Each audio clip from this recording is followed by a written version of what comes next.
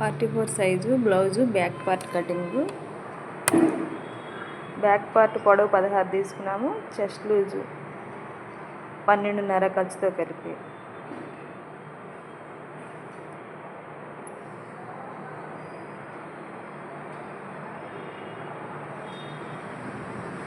ఇప్పుడు బ్యాక్ పార్ట్ని బట్టి ఫ్రంట్ పార్ట్ ఎలా తీసుకోవాలంటే, ఫ్రంట్ పార్ట్ షోల్డర్ నుండి మిడిల్ మార్కింగ్ వరకు ఇలా ఫోల్డింగ్ చేసుకొని బ్యాక్ పార్ట్ షోల్డర్ మధ్య నుండి ఆ క్లాత్ మీద ఎంతవరకు పొడవు వచ్చిందో అలాగా కరెక్ట్గా చూసుకొని మార్కింగ్ పెట్టుకోవాలి.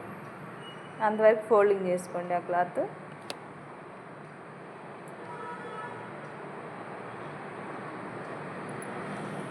ఇప్పుడు ఫ్రంట్ పార్ట్ మీద ఇప్పుడు పొడవు ఎంత వచ్చింది చెక్ చేసుకోండి. 14 వచ్చింది పొడవు. బ్యాక్ పార్ట్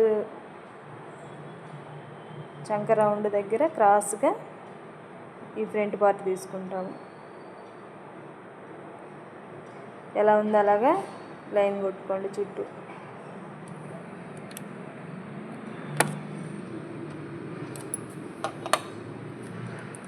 ఇక్కడ బ్యాక్ పార్ట్ చంక రౌండ్ ఉంది కదా, అక్కడ లో చంక తీసుకుంటాం. ఫ్రంట్ పార్ట్కి ఒక 1/2 ఇంచ్ మార్కింగ్ ముందుకు తీసుకొని షోల్డర్ దగ్గర కూడా మార్కింగ్ స్ట్రైట్గా లైన్ కొట్టుకోండి.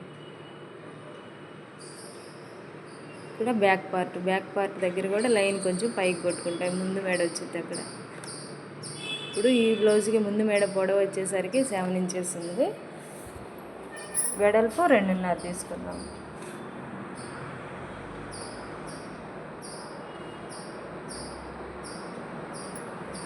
మెడ రౌండ్కి 1 ఇంచ్ తీసుకుంటాం. పై క్లాత్ తీసేసాము.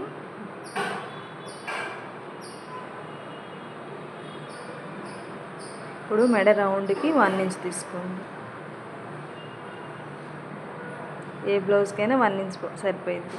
తర్వాత మెడ కింది భాగం ఎంత ఉంది? 4 ఉంది. 4కి 1 ఇంచ్ కలిపి 5 తీసుకున్నాము. క్రాస్ వచ్చేసరికి 3 ఉంది ఈ బ్లౌజ్కి.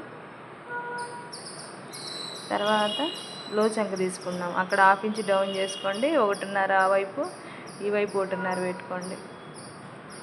ఆ రౌండ్ అంతవరకు తీసుకుంటాం. ఇది లో చంకకి. తర్వాత 1.5 ఖర్చుకి.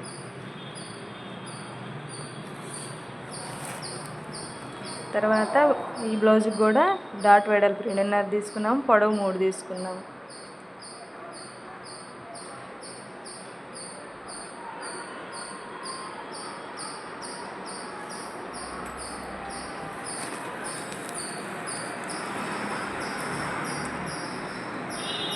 తర్వాత 5 ఉంది కదా, ఇక్కడ 5లో సగం 2.5 దగ్గర ఒక డాట్ వచ్చింది.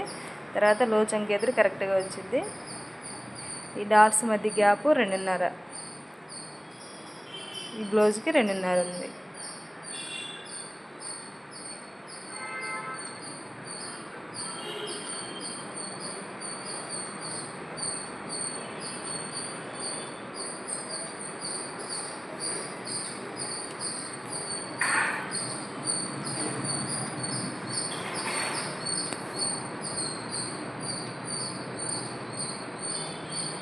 ఈ పొడవు కూడా 3 తీసుకోండి. డాట్ పొడవు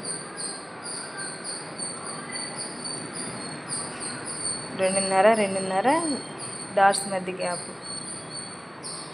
తర్వాత లో చంకకి వచ్చేసరికి 1/2 ఇంచ్ డౌన్ చేసాము. అటువైపు 1.5, ఇటువైపు 1.5, ఖర్చుకు 1.5.